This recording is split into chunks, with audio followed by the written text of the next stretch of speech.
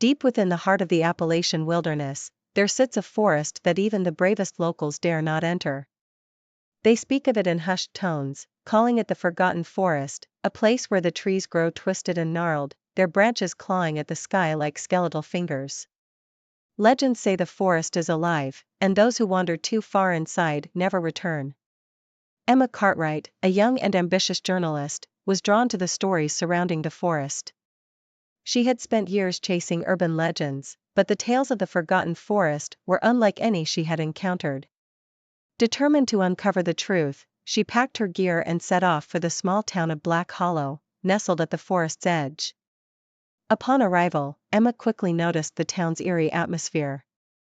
The streets were empty, and the few residents she encountered seemed weary, their eyes clouded with fear.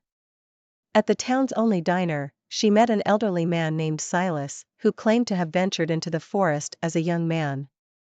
His eyes, a stormy gray, held a depth of knowledge and terror. "I wouldn't go in there if I were you," Silas warned, his voice a low rasp. "The forest has a way of making you see things best left unseen." Emma, undeterred by his warning, pressed for details, but Silas offered only cryptic advice: listen for the whispers, but don't follow them. The following morning, Emma set out at dawn, the mist curling around her ankles as she approached the forest's edge. She felt a chill run down her spine as she crossed the threshold, the world behind her swallowed by the dense canopy. The air was thick and heavy with silence, broken only by the distant call of a solitary crow. As she ventured deeper, Emma began to notice something unsettling.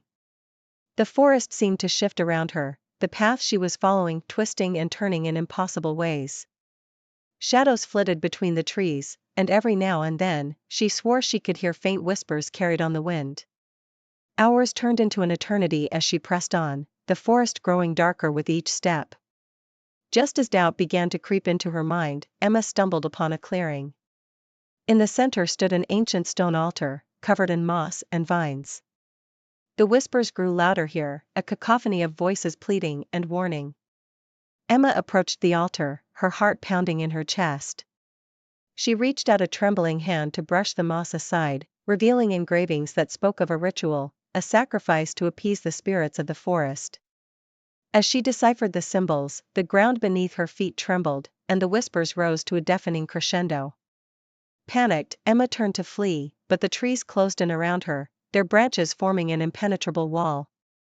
The shadows coalesced, taking on humanoid forms that reached for her with grasping hands.